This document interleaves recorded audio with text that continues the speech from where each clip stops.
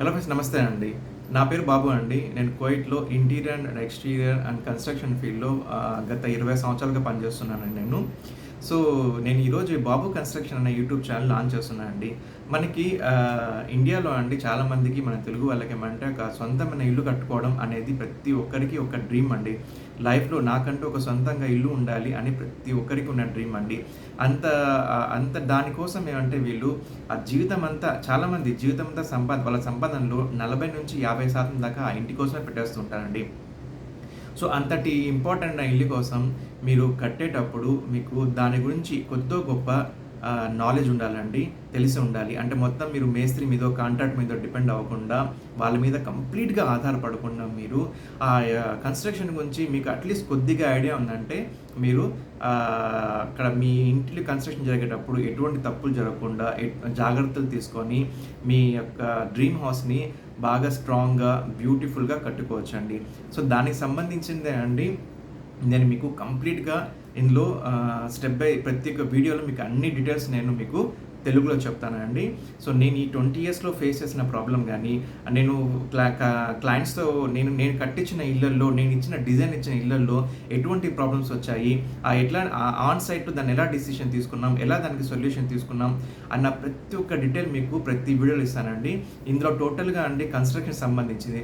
అంటే ఒక భూమి కొనడం దగ్గర నుంచి దాన్ని ఎలా మెజర్‌మెంట్ చేయాలి, ఎలా కొలవాలి దగ్గర నుంచి, ఫౌండేషన్ దగ్గర నుంచి, కాలమ్స్ దగ్గర నుంచి, స్టేర్స్ దగ్గర నుంచి అండి బ్రిక్స్ మెటీరియల్ సిమెంట్ గానీ, ఇసుక గానీ, ఇటుకలు గానీ అండ్ ఐరన్ గానీ, మెటీరియల్ సంబంధించింది గానీ, ఇంక ఇల్లు కట్టు పొట్టు అంటే ఎటువంటి జాగ్రత్తలు తీసుకోవాలి, విండోస్ గానీ, మెయిన్ డోర్స్ గానీ అన్నిటికి సంబంధించి ఒక ఇల్లు భూమి పూజ దగ్గర నుంచి గృహప్రవేశం వరకు ఎన్ని దశలుంటాయో అన్ని దశలకు సంబంధించి నేను క్లియర్‌గా మీకు వీడియోస్ చెప్తానండి.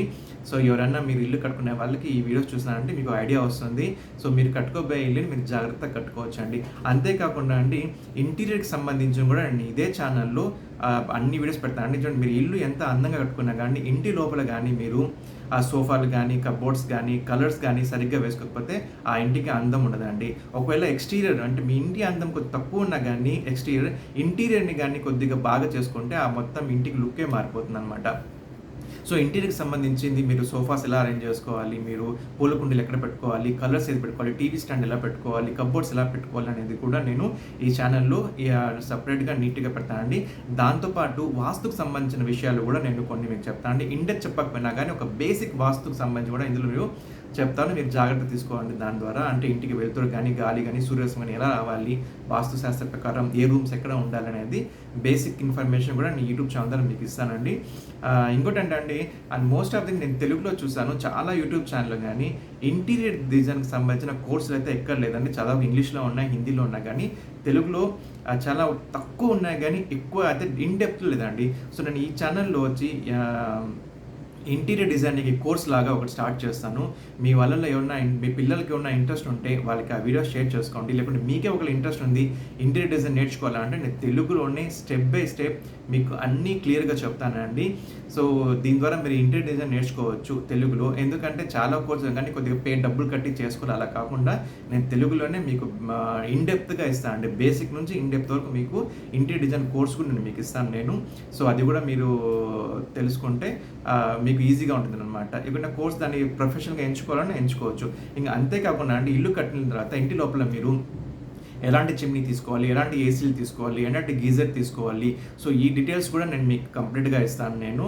దీని ద్వారా ఒక కంప్లీట్ హౌస్ అండి ఏ టు జెడ్ ఒక ఇంటికి ఎలా కట్టుకోవాలి, దాని లోపల ఇంటీరియర్ ఎలా చేసుకోవాలి, ఆ లోపల ఎక్విప్‌మెంట్స్ ఎలా పెట్టుకోవాలి అనేది మొత్తం డీటెయిల్స్ నా ఛానల్‌లో ఉంటుందండి.